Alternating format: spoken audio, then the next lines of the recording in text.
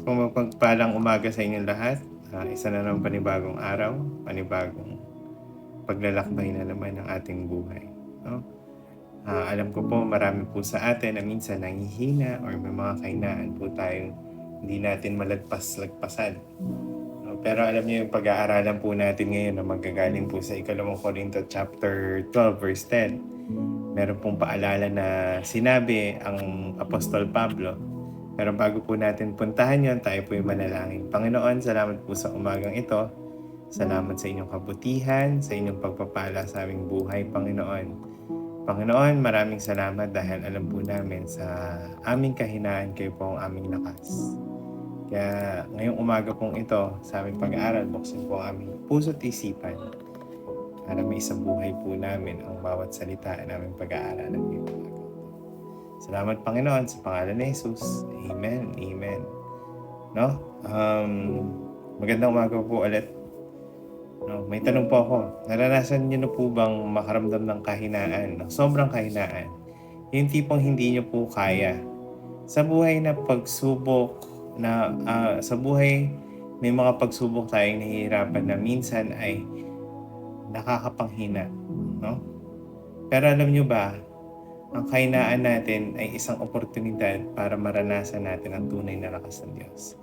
Kaya sa araw pong ito, samahan niyo po ako sa ating pag-aaral sa 2 Corinto chapter 12 verse 10. Sabi po dito, dahil dito maligaya ako sa aking kahinaan, sa mga panlalait sa akin, sa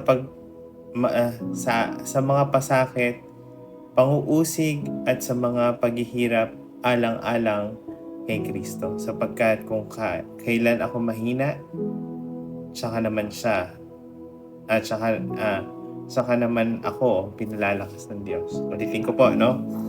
2 Corinto chapter 12 verse 10. Dahil dito maligaya ako sa aking kahinaan, sa mga panlalait sa akin, sa sakit, panguusig at sa mga paghihirap alang-alang kay Kristo, sapagkat kung kailan ako mahina, saka naman ako pinalalakas ng Diyos. Sarap po nung ganun pakaramdam, no?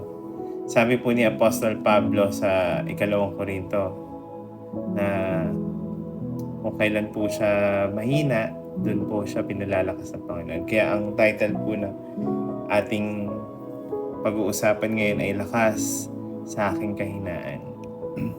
Ang 2 Corinto chapter 12 verse 10, sapagkat kailan ako mahina, saka naman ako pinalalakas ng Diyos. Ibig sabihin, sa atin pinakamahirap na sandali, no? Doon naman natin mararanasan ang kapangyarihan ng Panginoon.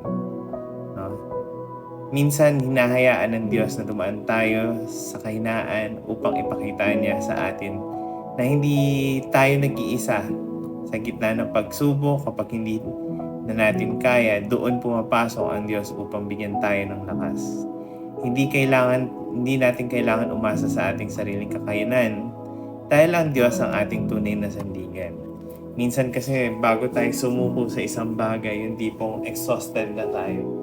Pero kung alam po natin kung sino yung ating Diyos, ang Diyos na makapangyarihan at hindi nauubusan ng pagpapala, ng biyaya, ng kapangyarihan, alam po natin na pag matututo po tayong umatras at hayaan ng Panginoon na kumilos sa buhay natin pag tunay na kilala natin siya, kung sino siya. Dahil ang tagumpay, alam natin, sa kanilang natin matatagpuan. No? Hopefully, sa mga nakikinig ngayong umagang ito, kung may pinagdadaanan po kayo ngayon na nahihirapan po kayo, huwag po kayong umasa sa inyong sariling lakas. Pero alam naman po natin na ang kalakasan po talaga natin kung saan nanggagaling ay sa Diyos lamang. No, pag hindi po talaga natin kaya, huwag po natin ipilit. Kasi minsan nagkakaroon po tayo ng anxiety o depression dahil hindi natin nagagawa yung dapat natin gawin o hindi natutupad yung mga pangangailangan natin, di ba? 'Pag mga gano'ng laban po, hayaan po natin kumilos ang Diyos, 'no? Mag-antay po tayo at manampalataya tayo na kikilos po ang Diyos para sa atin. Okey po, 'no? Ngayong araw po, ito po yung katanungan. Nilay-nilayan po natin. Sa anong aspeto ng buhay mo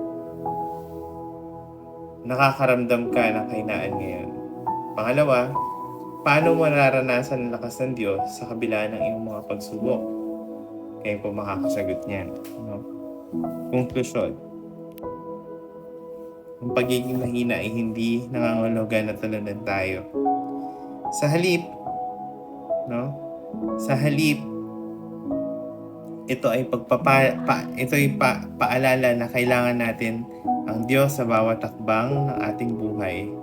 Kapag hindi mo na kaya, ipagkatiwala mo sa Kanya dahil sa Kanyang mga kamay, ang iyong kahinaan ay magiging lakas. No? Kaya wag po tayong umasa sa sarili natin dahil wala po talaga tayong magagawa. Ang Diyos pa rin po. No? Hayaan niyo pong siya ang maging lakas natin. Dahil alam po naman natin na matapos na ang lahat, sa kahinaan natin, siya ang ating kalakasan. Siya yung magiging lakas natin. Kaya hayaan po natin ang Diyos kumilos.